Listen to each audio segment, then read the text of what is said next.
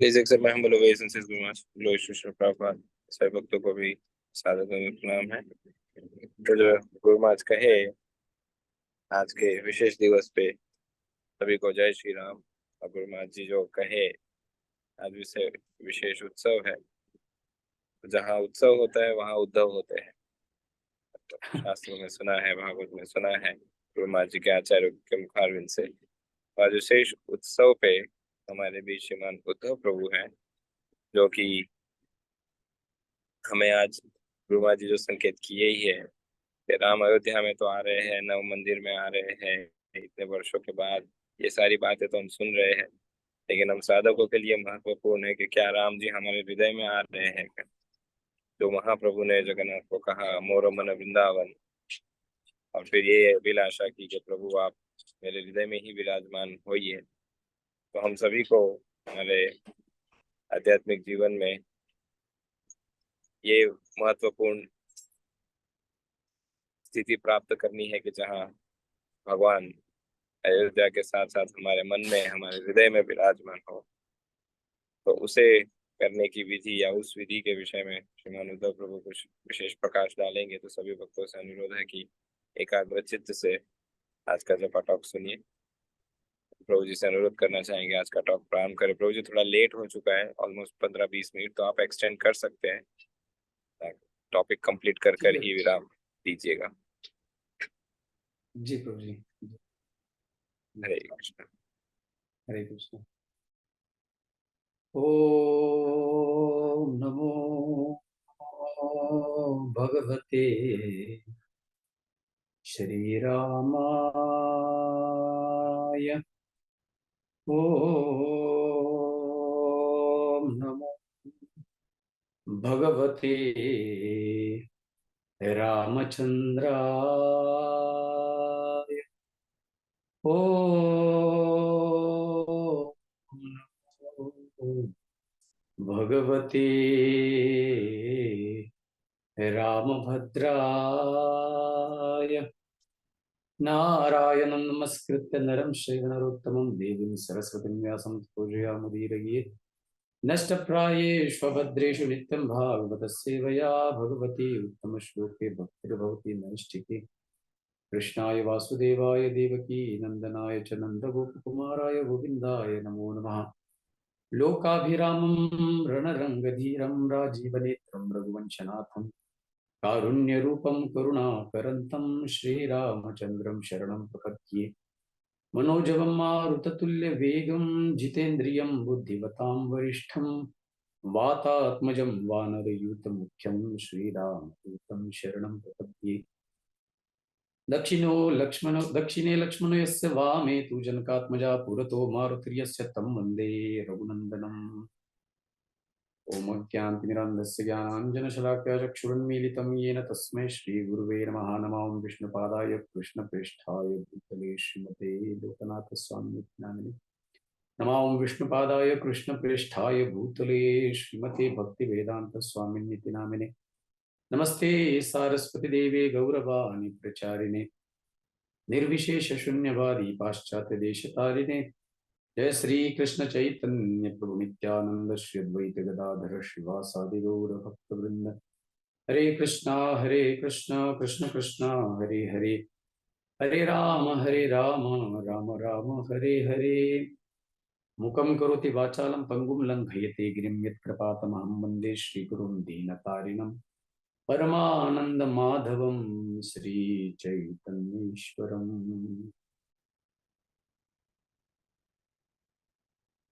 सियावर रामचंद्र की जय। पवन सुत हनुमान की जय। अयोध्या धाम की जय। शरीर मैया की जय। निताई और प्रेमानंदे हरि हरि बोल। हरे कृष्णा। सर्वप्रथम मैं महाराज श्री के चरणों में सादर दंडवत प्रणाम करना चाहता हूँ, अर्पित करना चाहता हूँ। महाराज जी, आज बहुत ही विशेष दिवस है और इस विशेष दिवस पर महाराज जी के शुभ आशीर्वाद मुझे प्राप्त हुए हैं। वैयक्तिक महाराज सभी के ऊपर महाराज की विशेष कृपा दृष्टि है, पर मैं अपने आप को बहुत ही भाग्य या गदगद मान रहा हूँ कि महाराज जी का आज सानिध्य प्राप्त हुआ, महाराज जी से राम जी के बारे में सुनने का अवसर प्राप्त हुआ और महाराज जी का विशेष आशीर्वाद प्राप्त हुआ। मैं महाराज जी के चरणों में कोटि कोटि कोटि कोटि दंडवत प्रणाम करना चाहता हूँ। साथ ही आप जितने भी वैष्णव यहाँ पर उपस्थित हैं, मैं सबके चरणों में वैयक्तिक रूप से हर एक वैष्णव के चरणों में मैं दंडवत प्रणाम अर्पित करता हूँ। प्रभुपाद जी के चरणों में नमन करके इस वाणी सेवा को आरंभ करता हूँ।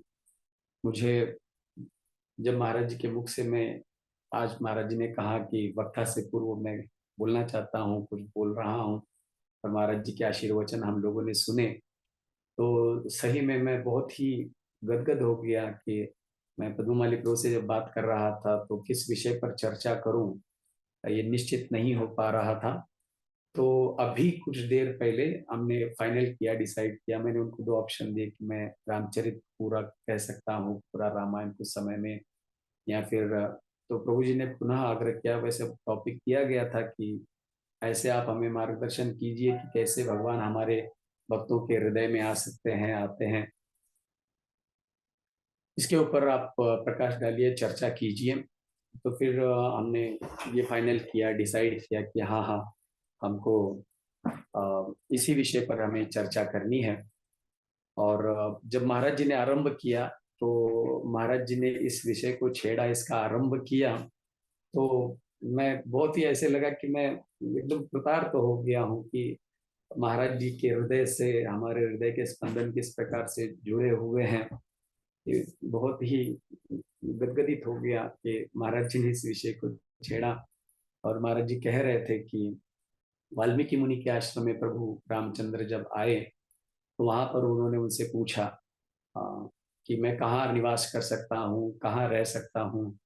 तो बड़ा ही सुंदर एकदम स्मित हास्य के साथ वाल्मीकि जी ने कहा कि हे प्रभु, आप हमें वह स्थान बताइए कि जहाँ पर आप नहीं हैं।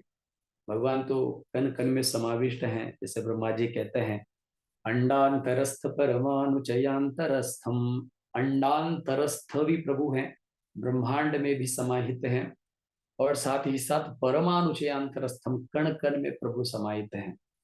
तो हर स्थान में ऐसा कोई स्थान नहीं है जहाँ पर प्रभु व्याप्त नहीं है। मया ततमिदम सर्वम जगतम अव्यक्त मूर्ति नाम, भगवान कहते हैं मुझ में सारा ब्रह्मांड, सारे जीव जंतु, सारे चराचर मुझ में समाहित है। मत्स्थानी सर्वभूतानि, अच्छा हम पेशवस्ता, भगवान गीता में कहते हैं। तो इस प्रकार से वाल्मीकि जी ने कहा, लेकिन राजा रामचंद्र जो है वो विशेष मनुष्य के रूप में प्रकट हुए थे, तो मनुष्य की सी लीला प्रभु कर रहे थे। तो राम जी भी मुस्कुराते हैं, राम जी भी प्रसन्न होते हैं, राम जी भी थोड़े संकुचित होते हैं कि ये मुझे भगवत स्वरूप में देख रहे हैं और इस तरह से हमको कह रहे हैं कि ऐसा कौन सा स्थान है जहाँ पर आप नहीं हैं।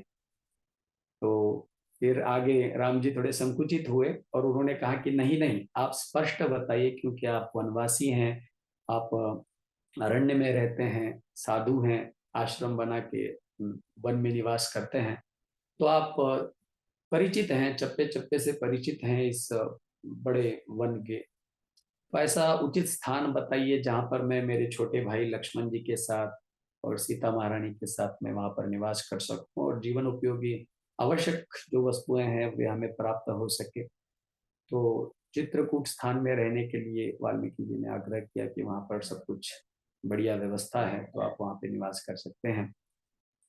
तो तत्पूर्वी कुछ ऐसे ही स्थान, क्योंकि शायद वाल्मीकि जी और भी मजेदार मूड में थे, तो उन्होंने इसी बात को और एक्सटेंड किया। जैसे राम जी संकुचित हो रहे हैं तो उन्होंने और भी अपने भावों को व्यक्त किया, और साथ ही साथ आप ये कह सकते हैं कि उन्होंने राजा रामचंद्र प्रभु रामचंद्र जी के चरणों में निवेदन किया कि प्रभु, आप ऐसे ऐसे भक्तों के हृदय में निवास कीजिए जो इस तरह के कार्य करते हैं। तो अनेक स्थान बताए हैं जहाँ पर राजा रामचंद्र जी को अपने पत्नी के साथ, अपने अनुज के साथ, लक्ष्मण जी के भैया लक्ष्मण के साथ, सीता महारानी के साथ निवास करने का आग्रह वाल्मीकि ऋषि ने किया है। तो सही में आज बड़ा ही महत्वपूर्ण दिवस है कि आज हम देखते हैं कि राम अपनी अयोध्या में जो समग्र ऐश्वर्य से संपन्न है, महाराज जी कह रहे थे कि अपने सहस्त्र फलों से अनंत शेष भी जिसका वर्णन नहीं कर सकते, इतनी सुंदर पद्धति से अयोध्या यहाँ पर सजी हुई है। महाराज जी भी पहुंच गए हैं, बड़े बड़े साधु महात्मा वहां पर आए हैं। और क्या अद्भुत ऐश्वर्य वो अयोध्या का हो सकता है, जो नहीं है वहां नहीं पहुंच पाए हैं। वे कल्पना कर सकते हैं कि बहुत सारे ऐश्वर्यों को तो हम आंखों से देख भी सकते हैं, लेकिन बहुत सारी बातें ऐसी भी होंगी आज के दिन अयोध्या में कि जिनको हम इन भौतिक नेत्रों से शायद न देख पाए। तो हो सकता है कि सारे देवी देवताएं, हो सकता है ये संभव है या शक्य है, साहजिक है, स्वाभाविक है कि आकाश में सारे देवी देवताएं उपस्थित हुए होंगे। महाराज जी कुछ विमानों की बात गिन रहे थे, तो वाल्मीकि एयरपोर्ट का भी उन्होंने महाराज जी ने जिक्र किया। तो आकाश में बहुत सारे देवी देवता विमानों के द्वारा सज धज कर आकाश में उन्होंने पार किए होंगे, आए होंगे। तो ये बहुत ही महत्वपूर्ण दिवस है आज की ये तारीख, 22 तारीख। और राम जी का वहां पर विग्रह, छोटे विग्रहों का, रामलला के विग्रहों का प्राण प्रतिष्ठापना वहां पर हो रही है, नए मंदिर का लोकार्पण हो रहा है, उद्घाटन हो रहा है। तो यही वो प्रसंग है जब हम इस बात का चिंतन करें। महाराज जी ने कहा कि हमारा हृदय जो है इसको हम कैसे, और महाराज जी ने जोर देते हुए कहा कि दैट्स द बेस्ट, ये सबसे बढ़िया है, ये सबसे अच्छा है, और यही उद्देश्य है, ये अचीवमेंट है, यही टारगेट है, यही गोल है कि हमारा हृदय जो है मोर मन वृंदावन। जैसे हमारे पद्ममाली प्रभु भी कह रहे थे कि भगवान चैतन्य महाप्रभु ने जगन्नाथ जी से कहा कि प्रभु मेरा हृदय जो है वो वृंदावन है, आप इसमें आकर विराजमान हो जाइए, आप इसमें आकर विराजित हो जाइए। तो हमको भी आ, ये टास्क आप कह सकते हैं कि इस प्रकार से हम भी हमारे हृदय को ऐसा सुंदर बना सके कि जहाँ पे पर ब्रह्मम परम धामम पवित्रम परमम भगवान, परम पवित्र भगवान कैसे इस हृदय में आकर विराजमान हो सकते हैं। काम क्रोध लोभ मद मोह मात्सर्य कूड़ा करकट से भरा हुआ ये कचरे का स्थान, ये हृदय हमारा, ऐसे स्थान पे परम पवित्र ऐसे प्रभु आकर नहीं विराजमान हो सकते। तो ये हमारा कर्तव्य है कि हम भगवान की कथाओं का श्रवण करते हुए, नामों का उच्चारण करते हुए, शृण्वताम स्वकथा कृष्ण पुण्य श्रवण कीर्तन हृदयंतस्थो ही अभद्राणी विधुनोति सुरत्सताम। हृदयंतस्थ, हमारे हृदय में स्थित जो अभद्र है, जो अनावश्यक वस्तुएं हैं, चीजें हैं, और उनको हमको साफ करना है। और साफ करने का पर्याय बताया है भगवान की कथा सुनना, भगवान का नाम उच्चारण करना। तो इन्हीं सभी, जैसे महाराज जी कह रहे थे साधना भक्ति के विषय में भी कह रहे थे, तो कैसी है आइडियल साधना भक्ति, कैसी होती है, इसी विषय पर प्रकाश डालते हुए वाल्मीकि मुनि ने यहाँ राजा रामचंद्र को कुछ स्थान बताए हैं कि प्रभु आप अपने भाई के साथ, अपनी भार्या के साथ आप वहां पर सादर निमंत्रित है, आमंत्रित है, आप वहां पर विराजमान हो सकते हैं। तो यथा समय हम लोग कुछ बातों को देखेंगे, कुछ स्थानों को देखेंगे जहाँ इंगित कर रहे हैं वाल्मीकि मुनि कि इस स्थानों पे प्रभु आप विराजमान हो सकते हैं। तो प्रसंग तो आप जानते हैं, सारे अयोध्या वासियों को पीछे छोड़ते हुए वन में आगे बढ़ते हैं राजा रामचंद्र, सीता महारानी के साथ, लक्ष्मण जी के साथ श्रृंगवेरपुर नामक एक स्थान पर भी आए थे। और वहां पर उनकी निषादराज गुह के साथ मुलाकात हुई। केवट प्रसंग उस परिस्थिति में आता है। तो केवट के द्वारा गंगा मैया को प्रभु ने पार किया। फिर वहां से आगे बढ़ते बढ़ते भरद्वाज मुनि के आश्रम में भी प्रभु ने कुछ समय वहां पर भी वे रुके और उनका आशीर्वाद प्राप्त किया। और जैसे ही और गहवर वन में आगे बढ़ते गए तो वाल्मीकि मुनि के आश्रम में वे आए हैं। और वहां पर उन्होंने वाल्मीकि जी के साथ सत्संग किया। तो चर्चा हो रही है, तो प्रभु ने पूछते पूछते ऐसे ही पूछ लिया कि प्रभु हम तो यहाँ पर नए हैं, पहली बार आए हैं, आप वन में निवास करते हैं, तो आप हमें स्थान बताइए। तो वाल्मीकि जी ने कुछ स्थानों को, बड़े ही सुंदर स्थानों को बताया है, तो उसको हम लोग सुनने का प्रयास करेंगे। रामचरितमानस में इस कथानक का वर्णन आता है। तो जहां पर राम जी ने जब पूछा तो वाल्मीकि मुनि बड़े प्रसन्न हुए और हंसते हुए कहते हैं, वाल्मीकि हंसी कहि बहोरी, वाणी मधुर अमित रस बोरी। इतने मधुर वाणी से उन्होंने राम जी से आग्रह किया। आप कल्पना कर सकते हैं कि वाल्मीकि मुनि कोई साधारण मुनि तो थे नहीं। वाल्मीकि वे ऋषि हैं जिन्होंने राम जी के अवतरण से पूर्व समग्र रामचरित्र को, रामायण को उन्होंने लिख दिया है। विशेष कृपा पात्र जीव थे वाल्मीकि मुनि। आदि कवि वाल्मीकि मुनि विद्वत थे, और ऐसे वाल्मीकि मुनि भगवान से आग्रह कर रहे हैं, हम जैसे सामान्य लोगों के हृदय में निवास करने के लिए भगवान से प्रार्थना कर रहे हैं। एक तो साधु की प्रार्थना, ऊपर से करुणा यतन प्रभु, करुणा अवतार या दीन बंधु राजा रामचंद्र है, उनकी कृपा, हाँ, अपरिमित असीमित ऐसी कृपा प्रभु की, साधु का आग्रह, भगवान की कृपा, ये दो ही बातें ऐसी हैं जो इस कार्य को संभव कर सकती है कि मेरे जैसे तुच्छ व्यक्ति के हृदय में, जिसमें काम क्रोध भरा हुआ है, उसका मार्जन करते हुए वहां पर आग्रह पूर्वक राजा राम की प्रतिष्ठा, कृष्णचंद्र रामचंद्र की, गौरचंद्र की प्रतिष्ठा हो सकती है। तो हम बड़े ही उपकारी हमें होना चाहिए साधु संतों के, हमें क्या इतनी बड़ी कृपा साधु महात्माओं ने हम पर की है। तुकाराम महाराज जी के शब्दों में कहें तो मैं क्या वर्णन करूं उन साधु महात्माओं का, कि मेरे शरीर का पूरा चाम निकल कर, चमड़ा निकाल कर पदत्राण बना के साधुओं के चरणों में भी मैं पहना हूं, तो मैं उनके उपकार से उरुण नहीं हो पाऊंगा। ये भाव संत तुकाराम महाराज जी ने व्यक्त किया है।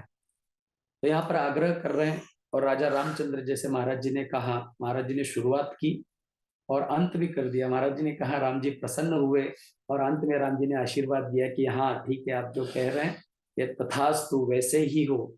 इन सभी भक्तों के जो इन इन साधना का पालन पोषण कर रहे हैं, पालन कर रहे हैं, इन साधना का ये साधना कर रहे हैं, इस प्रकार की साधना कर रहे हैं, इन कार्यों में अपने आप को लगाए हैं, रत हैं, तो ऐसे भक्तों के हृदय में मैं अवश्य निवास करूंगा, ऐसे राम जी ने आशीर्वाद दिया। आरंभ करते हैं।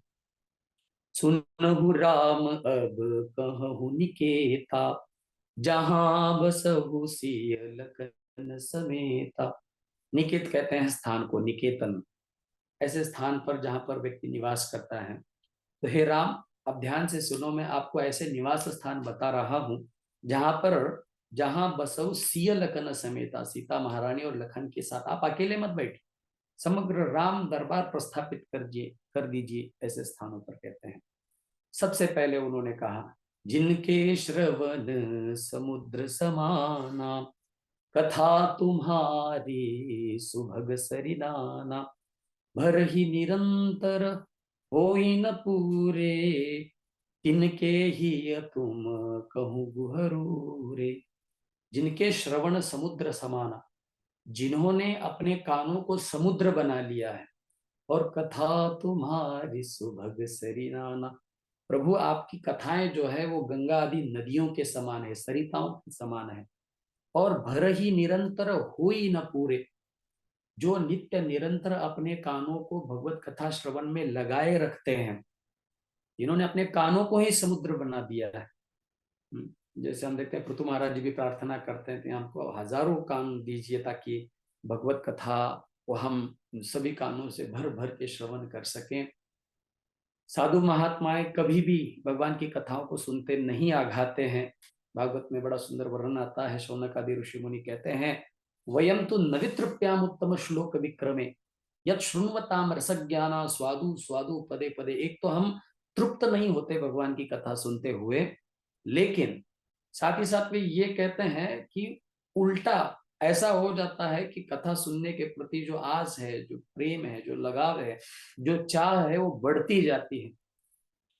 यह शृण्वताम रसज्ञान, रसज्ञ लोग जब सुनते हैं तो उनका उनका आग्रह बढ़ जाता है, स्वादु स्वादु पदे पदे, हे महात्माओं हमको आप इसी प्रकार से अविरत निरंतर कथाओं को सुनाते जाइए, सुनाते जाइए, सुनाते।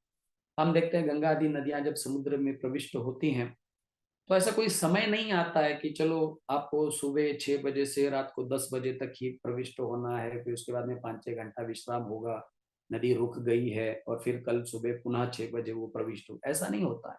हर पल हर क्षण गंगा नदी जो है, जो भी नदियां समुद्र में प्रवाहित हो रही हैं, सम्मिश्र हो रही, मिलित हो रही हैं, तो वो अखंड अविरत निरंतर समुद्र में प्रविष्ट होती ही रहती हैं। इस प्रकार से जिन्होंने अपने कर्णों को समुद्र बनाया है और नित्य निरंतर भगवान की कथा, नित्यम भागवत सेवया, निरंतर भागवत कथा का श्रवण कर रहे हैं, तो भर ही निरंतर हुई न पूरे, जिनके कान कथाओं को सुन सुन के तृप्त नहीं होते, अघाते नहीं है, हाँ, तिनके ही यह तुम कहूँ गुहरू रे।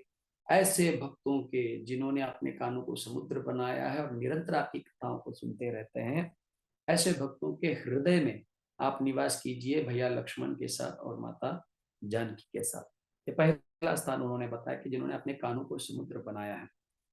आगे कहते हैं नेत्रों के विषय में, लोचन चातक जिन करी राखे, रही दरस जलधर अभिलाष। जिन्होंने अपने लोचनों को, नेत्रों को चातक पक्षी बनाया है।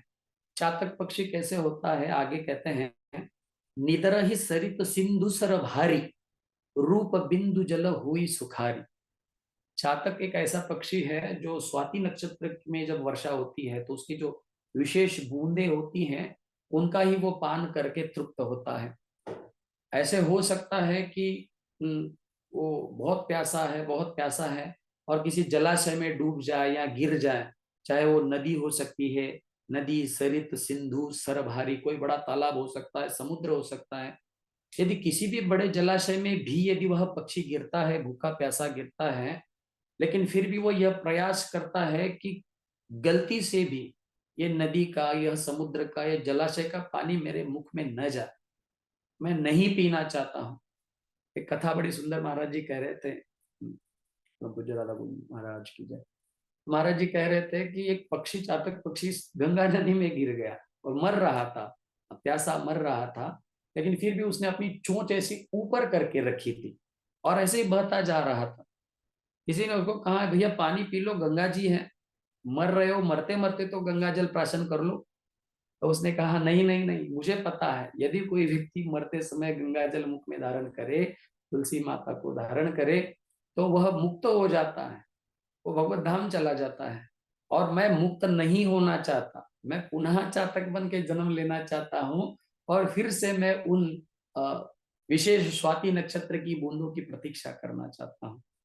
तो इस प्रकार से जिन लोगों ने अपने नेत्रों को ही चातक बना के रखा है और हर स्थान पे प्रभु का दर्शन कर रहे हैं, प्रैक्टिकली मंदिर में जाकर भी, और विद्या विनय संपन्ने ब्राह्मणे गवि हस्तिनी शुनि वश्वता के, हर जगह आप प्रभु देख रहे हैं।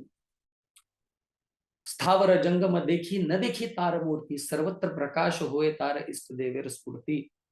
चैतन्य चरितामृत में विषय आता है, कहते हैं कि जो भक्त होते हैं, जो महात्मा होते हैं, वो स्थावर जंगम देखते हैं, लेकिन एकदम गहराई से नहीं देखते कौन है, क्या कर रहा है, नहीं, बस ये मूविंग चीज है, ये स्थिर है, हाँ, ये जंगम है, चलने फिरने वाली है, ये स्थिर है, इतना बस देखते हैं। न देखी तार मूर्ति, एकदम गहराई में जाकर नहीं देखते कौन है, क्या कर रहा है। सर्वत्र प्रकाश हुए तार इष्ट देवेर स्फूर्ति, हर जगह पे उनको अपने प्रभु का दर्शन होता रहता है। जैसे प्रहलाद महाराज जी, उस श्लोक में जब हिरण्यकशिपु कहता है प्रहलाद महाराज को, कहाँ है तुम्हारे भगवान किधर हैं, क्या ये स्तंभे में, स्तंभे सभायाम, क्या ये सभा के स्तंभ ये खंभे में है क्या? हम तो प्रहलाद महाराज कहते हैं, हाँ है, इस स्तंभे में है।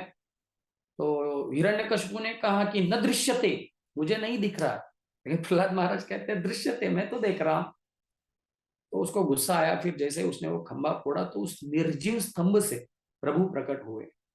और यहाँ पर जब वो महत्वपूर्ण श्लोक आता है, सत्यम विधातुम निज भृत्य भाषितम व्याप्तिम च भूतेषु अखिलेषु चात्मनि, अपने भृत्य की वाणी को सत्य करने के लिए, तो यहाँ पर भृत्य प्रहलाद महाराज को भी कहा गया है और ब्रह्मा जी को भी कहा गया है। ब्रह्मा जी के वचनों को सिद्ध करने के लिए न मृगम न मानुषम ऐसे प्रभु प्रकट हुए।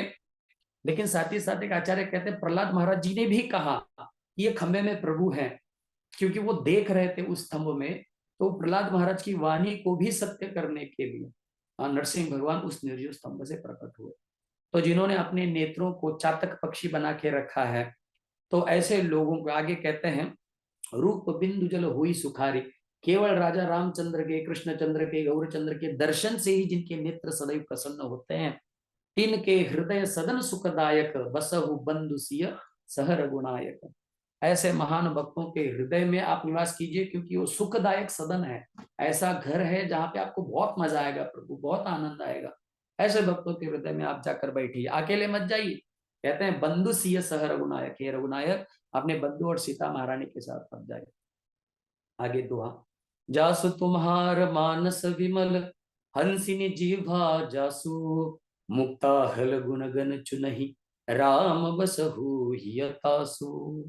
आगे कहते हैं वाणी के बारे में, जिह्वा के बारे में। जासु जसु तुम्हार विमल, हंसिनी जिह्वा जासु। आपका जो यश है ये मान लीजिए एक मान सरोवर के समान है, जिस सरोवर में ये बड़ी सुंदर डोलदार ये जो हंसिनी है जिह्वा, जिसमें विहार करती है। मुक्ता हल गुण गण चुनहि, ऐसे साधु संत जो अगुण वस्तु में से भी गुण को ग्रहण करते हैं। ये जो हंस होता है बड़ा विशेष पक्षी होता है, हम देखते हैं वो गुणग्राही होता है, अवगुणों को छोड़ के केवल गुणों को ग्रहण करता है। तो इस प्रकार से जिन भक्तों ने अपनी जिह्वा को ही हंसिनी बनाया, और जिस जिह्वा से कहने का तात्पर्य कि जिसके मुख से निरंतर भगवान का नाम या भगवान का यश ही प्रकट होता रहता है, राम बसौ हियतासु, हे रामचंद्र ऐसे भक्तों के हृदय में आप निवास कीजिए, स्थान बताया। आगे कहते हैं, प्रभु प्रसाद सुचि सुभग सुवासा, सादर जासु लहहि नित नासा, तुम ही निवेदित भोजन करही, प्रभु प्रसाद पट भूषण धरही। वे कहते हैं प्रभु प्रसाद सुचि सुभग सुवासा, भगवान के चरणों में अर्पित तुलसी को या विविध प्रकार के पुष्पों को, गंधों को ही, जिनकी नासा नाक जो है नित्य निरंतर उसका गंध लेती रहती है। सादर आदर के साथ लेते रहे, सादर जासु लही नित नासा, जिनकी नाक सदैव भगवान के चरणों में अर्पित पुष्पों को, गंध को, तुलसी को ग्रहण, सुगंध उनका सुगंध ग्रहण करती रहती है। और आगे कहते हैं तुम ही निवेदित भोजन कर रही, कभी कोई व्यक्ति भोग का ग्रहण नहीं करेगा, वह भक्त जो चाहता है जिसके हृदय में प्रभु निवास करे, जो भी कुछ हो भगवान को अर्पित करेंगे और उसके पश्चात वो प्रसाद ग्रहण करेंगे। भगवान को निवेदित भोजन ही भक्त करते हैं। और प्रभु प्रसाद पट भूषण, देखिए कितना गहराई में जाकर कहते हैं कि कोई नए वस्त्र, जैसे महाराज जी आज आग्रह कर रहे थे आप नए नए वस्त्र पहनिए, दिवाली मनाइए, तो हाँ निश्चित, लेकिन जो वस्त्र इत्यादि या कोई आभूषण अलंकार भी हम लेकर आते हैं तो ये हम लोगों का कर्तव्य है कि सर्वप्रथम भगवान के सामने रखे, भगवान से कृपा आशीर्वाद की प्रार्थना करें और उसके पश्चात उन उन वस्तुओं को, उन वस्त्रों को, उन अलंकारों को हम धारण करें। प्रभु प्रसाद पट भूषण धरे।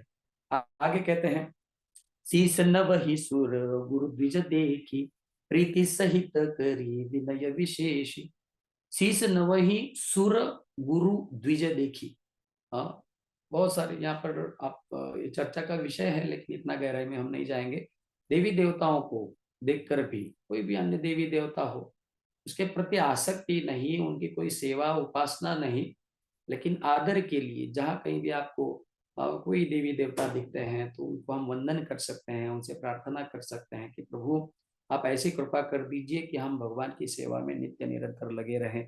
तो देवताओं को जो नमन करते हैं, गुरुओं को जो नमन करते हैं, गुरु मतलब जो शिक्षा गुरु है, दीक्षा गुरु है, ये गुरु तो है ही है, लेकिन गुरु शब्द का अर्थ होता है बड़ा भी होता है।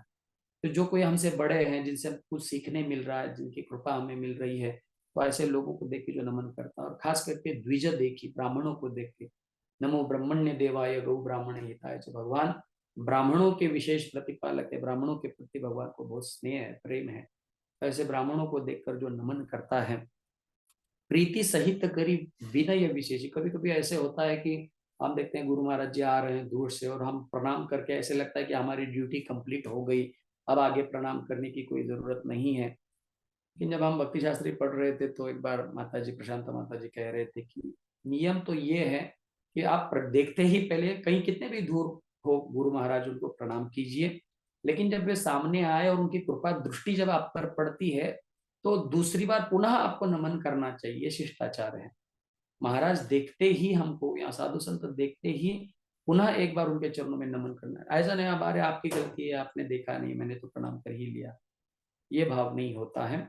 और आगे तो यहाँ तक गोस्वामी जी कह रहे हैं कि केवल प्रणाम करके रुकना नहीं है, आगे कहते हैं प्रीति सहित करी विनय विशेष, विनम्रता के साथ गुरु जी का, गुरुओं का गुणगान करना चाहिए, साधु संतों का गुणगान करना चाहिए, विनीत वाणी के साथ उनके गुणों को गाना चाहिए, उनकी उनकी सराहना करनी चाहिए, जय जयकार करनी चाहिए, कृपा की अभिलाषा करनी चाहिए विनयता के साथ। कर नित करहि राम पद पूजा, राम भरोसे हृदय नहीं दूजा। जिनके कर जो हाथ हैं, करो हरेर मंदिर मार्जनादिशु, जिनके हाथों से नित्य निरंतर भगवान की सेवा हो रही है, तो जिनके कर सदैव भगवान की पूजा कर रहे हैं, और राम भरोसे हृदय नहीं दूजा, और जिनका विश्वास ठाम विश्वास दृढ़ निश्चय और दृढ़ विश्वास केवल भगवान पर है, ऐसे भक्तों के बारे में कह रहे हैं। और आगे कहते हैं कि चरण राम तीरथ चली जाई, राम बसहु तिन के मन माही। और जिनके पैर रुके नहीं रुकते, जिनको पता चलता है कि बहुत बड़ा उत्सव है, कार्यक्रम है, महाराज जी की व्यास पूजा, इस बार 75 वर्ष की व्यास पूजा, अमृत महोत्सव है, तो अपने आप को वो रोक नहीं पाएंगे। कितनी भी बाधाएं, दुख, कष्ट, तकलीफ, अड़थड़े मराठी में कहते हैं, लेकिन वो पहुंच ही जाएंगे, उस स्थान पर पहुंच ही जाएंगे, क्योंकि उनके पैर रुकेंगे ही नहीं। तो ऐसे भक्तों के बारे में कह रहे हैं कि हे प्रभु, ऐसे सभी भक्तों के हृदय में आप निवास कीजिए। चरण राम तीरथ चली जाई, राम बसहु तिन के मन माहे। ऐसे भक्तों के हृदय में आप बैठिए जो दिंडिया करते हैं। हम देखते हैं कि अभी ये 22 तारीख के विशेष उपलक्ष्य में वहां पर पदयात्रा भी पहुंच गई है। एक विशेष पदयात्रा का दिल्ली से भी आयोजन किया गया और हजारों की संख्या में वहां पर पहुंच रहे हैं, पैदल पैदल लोग जा रहे हैं राम जी को मिलने के लिए। तो हमारी इस्कॉन के द्वारा आळंदी देहू से पंढरपुर यात्रा चलती है आषाढ़ी में, बहुत सारे भक्त आते हैं। तो मैं अभी आपको, और आळंदी दिंडी की सेवा महाराज जी की कृपा से हमें ही प्राप्त है, तो मैं आपको अभी से निमंत्रित करता हूँ कि आप दिंडी में आइए और दिंडी के साथ कीर्तन नृत्य करते हुए विठ्ठलमय होते होते हम लोग पंढरपुर पहुंचेंगे और महाराज जी की विशेष व्यास पूजा इस साल हम लोग मनाएंगे। आगे जो बात कहते हैं वो बड़ी महत्वपूर्ण बात है। वे कहते हैं, मंत्र राजनीत जपत ही तुम्हारा, पूज ही तुम ही सहित परिवार। नित्य निरंतर मंत्र राजनीत जप ही तुम्हारा। यहाँ पर साधारण मंत्र न कहते हुए मंत्र राज कहा है। तो हम सभी लोग इस्कॉन के भक्तों को बताने की आवश्यकता नहीं है मंत्रों का राजा कौन है, महामंत्र कौन है। हरे कृष्णा कृष्ण कृष्ण हरे हरे, हरे राम राम हरे हरे। जो नित्य निरंतर हरि नाम में लगे हुए हैं, नाम जप कर रहे हैं, नित्य निरंतर भगवान का नाम जप चल रहा है, अखंड अविरत रूप से नाम जप चल रहा है। और ऊपर आगे कहते हैं, पूज ही तुम ही सहित परिवार। जो आपकी पूजा परिवार के साथ करते हैं। अब ये परिवार के साथ, इसके दो अर्थ बताए गए हैं। एक तो अपने परिवार के साथ, अपने पत्नी बच्चे, यदि आप गृहस्थ हैं तो पत्नी बच्चों के साथ, या फिर ब्रह्मचारी है तो जिस आश्रम में आप रह रहे हैं वे भी आपके परिवार ही हैं, तो सबके साथ मिलकर प्रभु का जो भजन कर रहे हैं, एक तो अर्थ ये होता है। और दूसरा अर्थ ये परिवार शब्द प्रभु को भी लागू होता है। पूज ही तुम ही सहित परिवार। जो केवल अकेले कृष्ण या राम का भजन नहीं करते हैं, हाँ, जो युगल सरकार का भजन करते हैं, राधा कृष्ण का भजन करते हैं, विठ्ठल रुक्मिणी का करते हैं, सिया राम का करते हैं, और राम जी का तो हम जानते हैं दरबारी ही है। दक्षिणे लक्ष्मण स्वामी तु जनकात्मजा पुरतो मारुतिर्यस्य तम वंदे रघुनंदनम। अकेले राम जी की सेवा नहीं होती है, पूजा नहीं होती है, सभी परिवार के साथ, उनके भैया लक्ष्मण के साथ, सीता महारानी के साथ, हनुमान जी के साथ, जो आपके सभी परिवार का भजन करते हैं। जैसे महाराज जी ने बड़े जोर से उत्साह के साथ कहा, जय हनुमान जय हनुमान जय, क्योंकि हनुमान जी जो है वो भी राम दरबार के एक अंग है, सदस्य है, हनुमान जी की भी उपासना होती है। तो इस प्रकार से बहुत सारी बातें आगे कही गई हैं, लेकिन ठीक है, हम आगे नहीं बढ़ते, हम यहाँ पर रुकते हैं। और मैं पुनः एक बार अपने आप को कृतकृत्य मानता हूँ कि आज के इस विशेष दिवस पर यह सेवा मुझे प्राप्त हुई। मेरे अंत काल तक मुझे ये बात याद रहेगी कि इतने महान महान भक्त होते हुए भी ये सेवा करने का अवसर आज के दिन मुझे प्राप्त हुआ। ये मेरे लिए एक बड़ी ऐतिहासिक बात है, बड़ी भगवान की प्रभु की विशेष कृपा हम पर है। और यदि आपका भाव शुद्ध है, स्वच्छ है, तो आपको कुछ ना कुछ ऐसी व्यवस्था हो जाती है कि प्रभु ये न के न प्रकार आपको अपनी सेवा में लगा ही देते हैं। तो हमारे चैतन्य चंद्र प्रभु जी, मैं यहाँ पर एक स्थान पे आया हूँ, उन्होंने आग्रह किया था कि आप इस मंदिर के विषय में बताइए। तो ये मेरा महत भाग्य है कि महाराज जी के गांव आरोड़े के पास में ही विटा नाम का गांव है, वहां से एक 10-12-15 किलोमीटर लेंगरे नाम का एक गांव है। और यहाँ पर हमारी एक गुरु बहन माता जी निवास करती है। निम्बाड़कर परिवार है, बड़ा समृद्ध परिवार है। और उन्होंने अपने ही प्रांगण में बहुत विशाल, बड़ा ही सुंदर मंदिर यहाँ पर निर्माण किया है। और जहाँ पर राधा कृष्ण की, देखिए ये सही में, मैं जितना मेरे भाग्य का वर्णन करूं मुझे शब्द अपूरे पड़ रहे हैं। वैसे तो राम जी के स्वागत में जो लोग अयोध्या में है उनका तो कहना ही क्या, लेकिन जो पूरे विश्व भर में है वो लोग भी बड़ी धूमधाम से रामनवमी तो मना ही रहे हैं। कहीं अभिषेक हो रहा है, कहीं महाआरती हो रही है, कहीं प्रसाद वितरण हो रहा है, बहुत सारी बातें हो रही है। लेकिन मैं ऐसे स्थान पे, मेरा इतना भाग्य तो था नहीं कि मैं अयोध्या पहुंच सकूं, लेकिन भगवान ने इतनी सुंदर व्यवस्था की है कि यहाँ पर भी आज ही के दिन इस विशेष मुहूर्त पर बहुत विशाल मंदिर का भी उद्घाटन हो रहा है। और श्री श्री राधा गिरधारी भगवान की जय। राधा गिरधारी जी भी यहाँ पर प्रकट हो रहे हैं और विठल रुक्मिणी की स्थापना हो रही है। 3 दिन से यहाँ पर हनुमान मंदिर में भी राम कथा हो रही है, राम जी का स्मरण हो रहा है, सेवा इस दास को ही प्राप्त है। और साथ ही साथ पुणे से श्रीमान केशव प्रभु के मार्गदर्शन में काफी भक्त यहाँ पर आए हैं। और सब मिलके कल भगवान का रात को शयन अधिवास हुआ, शयनवास हुआ। और कलश स्थापना, कलश आरोहण हुआ। और आज जो है, आज के इस विशेष मुहूर्त पर भगवान की प्राण प्रतिष्ठा भी यहाँ पर हो रही है। और ये सेवा मुझे प्राप्त हुई, ये सौभाग्य ये आज ही के दिन, राधा कृष्ण हो, सीताराम हो, कृष्णचंद्र रामचंद्र यहाँ के हैं वहाँ के, तो ये विशेष हैं, ये थोड़े से ऐसा नहीं होता है। भगवान भगवान है, प्रभु प्रभु हैं। तो मैं अपने आप को बहुत ही कृतकृत्य मानता हूँ कि इस स्थान पे आखिरी सेवा करने का अवसर प्राप्त हुआ। तो मैं इस सेवा में संलग्न हूँ। प्रभु जी ने आग्रह किया है, चैतन्य चंद्र प्रभु जी के मार्गदर्शन में ये कार्य हो रहा है। ये लेंगरे गांव जो है आरोड़े के बहुत पास में है। तो जो भी भक्त सुन रहे हैं, मैं सबसे निवेदन करना चाहता हूँ कि जब कभी ऐसा अवसर बने कि आप पंढरपुर होते हुए आरोड़े आए दर्शन के लिए, तो निश्चित रूप से यहाँ पर भी आपका स्वागत है। आइए, दर्शन कीजिए, बड़े ही सुंदर भगवान हैं और जिनकी प्राण प्रतिष्ठा यहाँ पर हो रही है। तो पुनः एक बार सभी संतों के, सभी भक्तों के, वैष्णव के चरणों में दंडवत प्रणाम अर्पित करते हुए राजा रामचंद्र जी के चरणों में सीता रामचंद्र भगवान की जय। राजा राम जी के चरणों में सीता महारानी के, लक्ष्मण भैया के, भरत शत्रुघ्न जी के, कौशल्या दशरथ जी के, हनुमान जी के चरणों में वंदन करते हुए, राधा गोविंद जी के चरणों में वंदन करते हुए, प्रभुपाद गुरु महाराज जी के चरणों में वंदन करते हुए, उनकी कृपा की अभिलाषा करते हुए मैं यहाँ पर मेरी वाणी को विराम देता हूँ। सियावर रामचंद्र की जय, पवन सुत हनुमान की जय, अयोध्या धाम की जय। हिताय गौर प्रेमानंदे, हरि हरि बोल। बहुत बहुत धन्यवाद। हरे कृष्ण। धन्यवाद।